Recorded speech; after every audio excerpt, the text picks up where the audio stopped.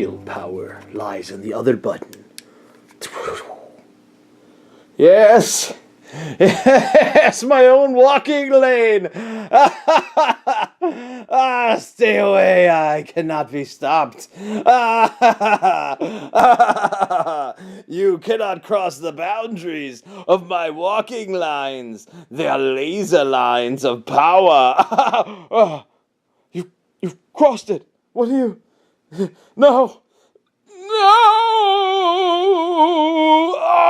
Oh! What if I do this? Blinking laser light lines. Oh, yeah, you're stopping them.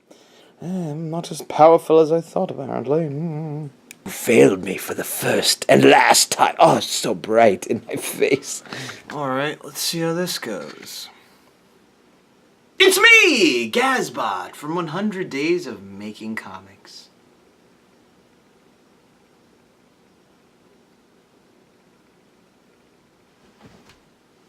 Day 78.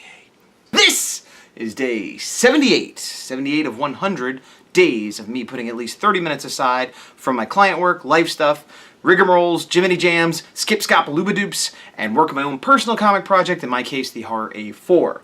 Today, what has happened? Well, first, before I get into my day, I do have my new camera. It came early in the day, I charged it up. This is kind of the first time I'm using it though, so hopefully it's all going to work out right. And it's a Canon, like, straight up video camera. It's like sort of a top of the mid-range line. I didn't go crazy with money. It was actually cost less than the GoPro. I just want something utilitarian at this point that's just going to work. When I'm looking at the view screen now, it has like one of those flip backs. The color looks good. When I had one other lamp on in my room here, it was totally orange, washed out again. So I don't know what the deal with that is, but it's looking good here, so hopefully it looks good there. Here, I'm saying here and there, but it's the same view. What about this over here? This part, it's all one screen, and it's probably like that big on your computer. Anyway, I'm using it, so we'll see how that goes. Moving on, I also received some bike accessory, which is what you saw in the beginning of the video, and a couple Ultra Act figures that I ordered a long time ago from Big Bad Toy Store that just came today. So that was exciting. Ultra Act being Ultraman is a Japanese superhero, which is over here a little bit, but there's many Ultra heroes in that, kind of like there's like a million X-Men or something. And Ultra Act is like the collector's line of figures, where they're highly articulated extra hands and energy beams and things like that. Anyway, I got a couple of them that I pre-ordered a long time ago, and they just came today. So that has nothing to do with work, but most of the day today I worked on Earthling, doing coloring. I finished one page, I started the next. I'll show you. I'll do the usual crossfade. Here it comes, Earthling, and the pitch.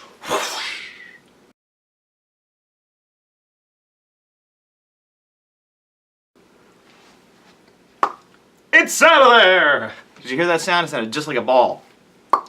Yep, a little like gumball that I dropped, maybe. Not even. Ping pong ball? I don't know.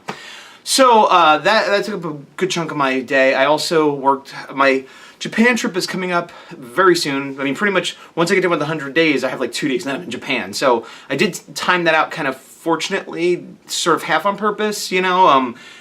Just when I started, I realized, oh, I'll just have time to do 100 days and then go to Japan, so that works out.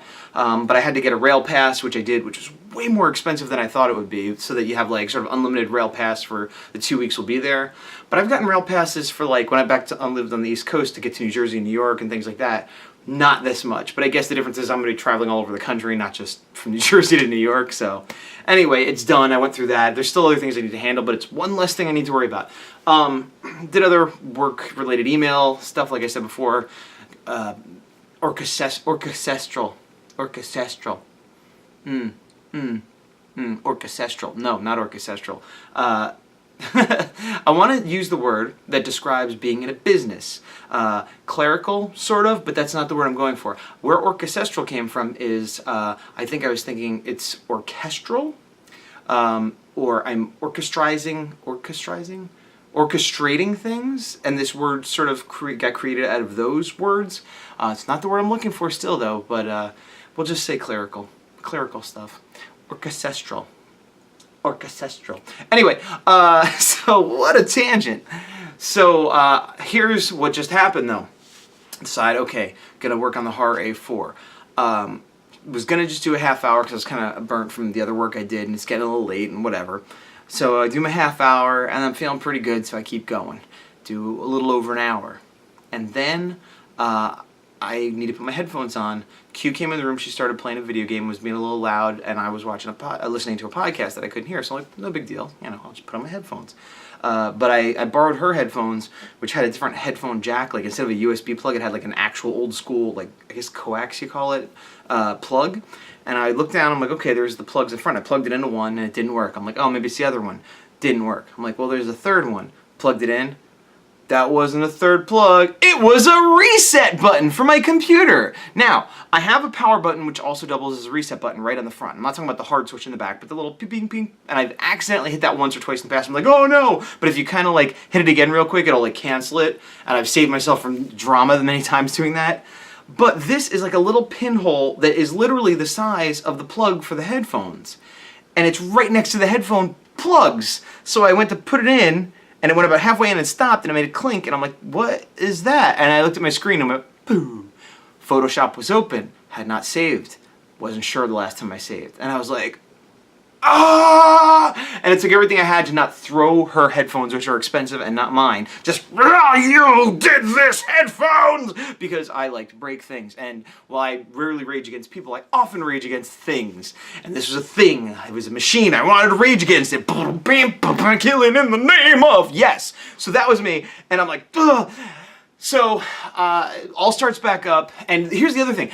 I had done, an hour or so work, which is terrible to lose that much work anyway, but I've been doing all, like, boring background detail, perspective stuff, laying out a table and the way the chairs sit, and the stuff that I don't like doing that's hard to do, and I was like, well, I'm going to be good and knock this out. So to lose that, it's not like I lost a drawing of a monster. It's like, oh, I got to draw a monster again, So I turned it back on, and to my memory, I'm like, I don't remember saving it at all last hour, which is nuts because I'm fastidious about saving. Like for example, the Earthling page I colored. Probably when I handed it over was like Earthling page, whatever, Gaz 22, which means I saved it 22 times over the, I did a thing save, like because this has happened to me before. But inevitably, the one time when I'm not really thinking about it or whatever is the time I have a mess up. So I want to say, lesson here, kids, always save. Which is the lesson, but I do always save. But, being human, sometimes it just slips your mind for a little bit. So anyway, open it up, and I'm dreading not even seeing a save file from like today. There was one. It did save some of the work.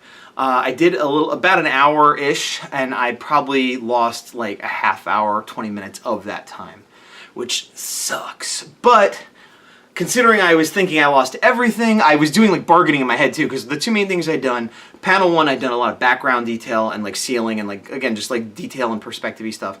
And then panel 3 I had started from scratch and wasn't done with, but it was like halfway done. And so I was like, if I lost panel 3, that's going to be terrible. But if I lost both panels, I'm just going to, destroy my computer and rip my head off and use it as a basketball. But I'm like bargaining. I'm like, oh, just let me have at least panel 1. Panel 1 was okay.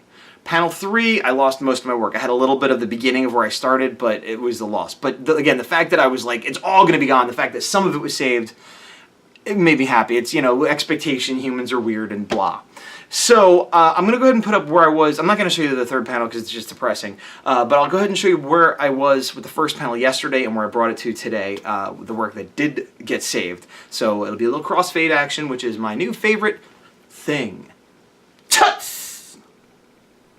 Well, anyway, hey, I'm General Bobo, and I just want... Whoa, look, we got a background now! Ha!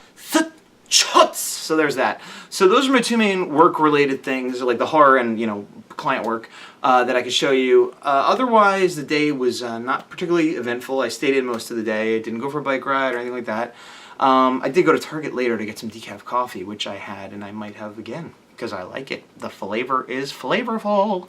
I mentioned the Angry Video Game Nerd the other day, his movie, which, Q was, I was talking to Q about this, she's like, you hate being on the cutting edge. And I don't hate being on the cutting edge, but I'm never on the cutting edge. I'm always, right behind it.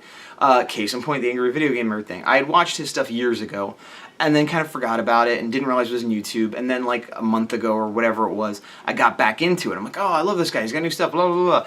And then I'm like, he's got a movie. Cool. And I ordered it. And I got the Blu-ray and I watched it. And, you know, I actually really enjoyed it. I don't know if I would recommend it to everybody. If you're a fan of his, you should. If you're a fan of B movies or like campy, like kind of horror movies, sci-fi movies, Godzilla stuff, you probably like it. Because it's very, you know, tongue-in-cheek, very campy, a lot of practical effects. But I could see some people not liking it because it's not like a movie version of him going, I hate games. It's like there's an actual story and, you know, whatever. It was... Anyway, this isn't a commercial for his thing, but I was looking at the extra features, which I did enjoy because he showed how he did all the practical effects and stuff. And I used to watch extra features and commentaries all the time when I first started getting DVDs, like Jaws and Star Wars and Indiana Jones and all that stuff. I would just watch everything. And then over time, I kind of started not doing it, and I was trying to think, like, I guess I just had enough of it, or I don't have as much free time. And those are both partially true. But I was watching his stuff, and I'm like, why am I enjoying this when I haven't in so long? And I realized it's the prevalence of green screen and CGI, where every behind the scenes, well, two things working against it. One is every behind the scenes, because I watch like the Phantom Menace and that kind of stuff behind the scenes. And it's all just like, oh yeah, here we are in front of the green screen, and then later they put in the computer stuff.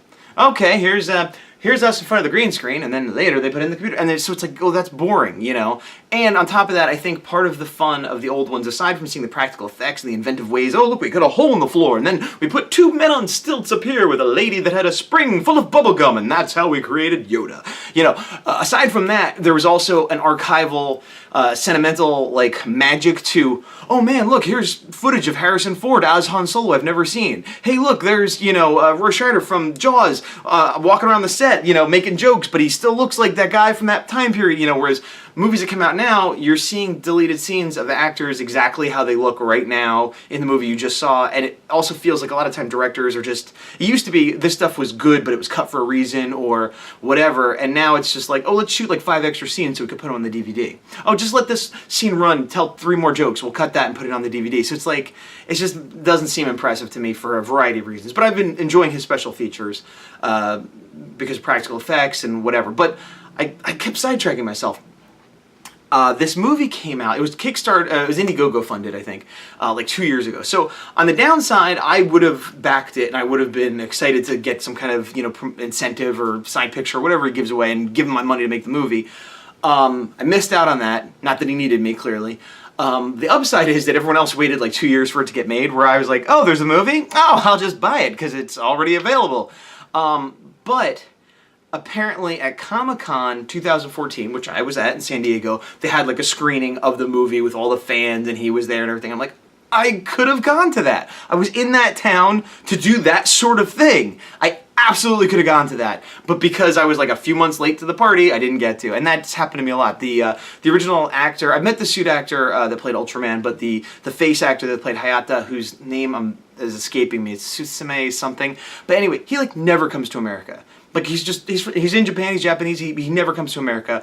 And like I got really into Ultraman like 3 years ago, and he had been in America like 3 months prior to that. Because I was like, I wonder if he ever comes to America. And he's like, no, never. But this one time he did. And it was in California where I live 3 months ago. And I'm like, what the Colorado? Anyway, that happens to me because I'm not cutting edge. So anyway, that's my rambling tangent of a day. The day which is numbered 78. And that, of course, would mean... We've got 22 days left.